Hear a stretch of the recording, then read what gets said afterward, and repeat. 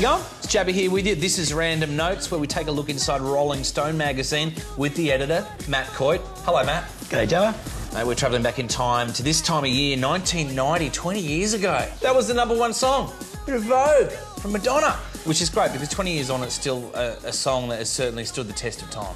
Yeah, it seemed like it was going to be a bit of a flash in the pan. Everybody was voguing. When was it going to stop? It's back. It's never gone away. I would have betted it was going to finish pretty damn fast. But has she ever received a 5-star rating from the mag? I think she's had a 4. A 4's pretty good. What about in the movie department? Swept away? Just have to review I think she'd be nudging a 1 there.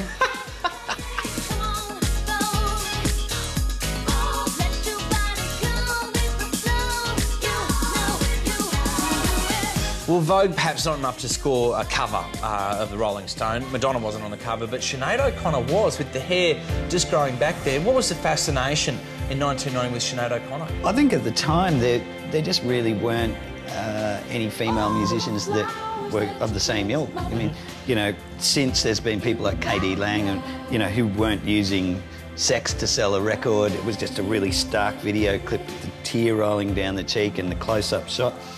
I think people were just refreshed, and they thought, you know, it's not Stevie Nicks running through a mansion with the blowing, you know, hair blowing in the wind, and struck a chord.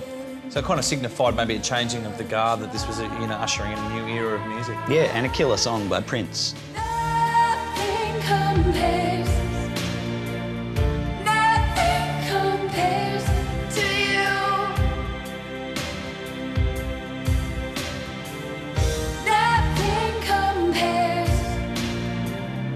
Nothing compares to you. Now, other big songs at the time, though perhaps, you know, maybe not as good as Nothing Compares to You. Heart. All I want to do is make love to you. Are they still around? I think they still do some solo stuff.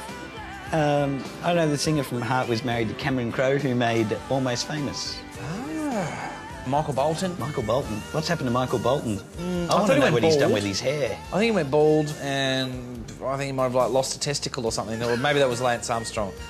Too soon. They're not really sure about the old Bolt. They did make that movie about Bolt, but that was a dog, so it's confusing stuff. But other stuff that seemed to be, you know, in the headlines in 1990 and perhaps not with us so much today, was a big article on virtual reality in Rolling Stone about how it was the new wave of the future. Well, amazing. What happened to virtual reality?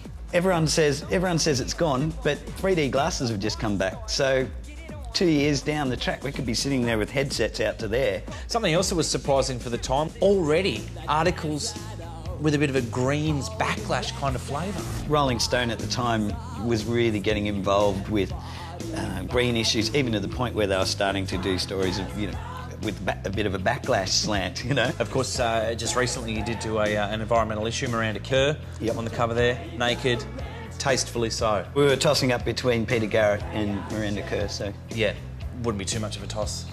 Well, there you have a look back in time at the pages of Rolling Stone magazine with the editor, Matt Coyte from Rolling Stone. He wasn't the editor back then, in 1990, just so to clarify that. June 1990. Virtual reality wasn't to be. Sadly. Yeah. Madonna, still with us today, unless she's passed on by the time this airs. Cool, we've already written an obit, so it's okay. All right, we'll look forward to that. Thanks for your time, Matt. Thanks a lot. See you next time.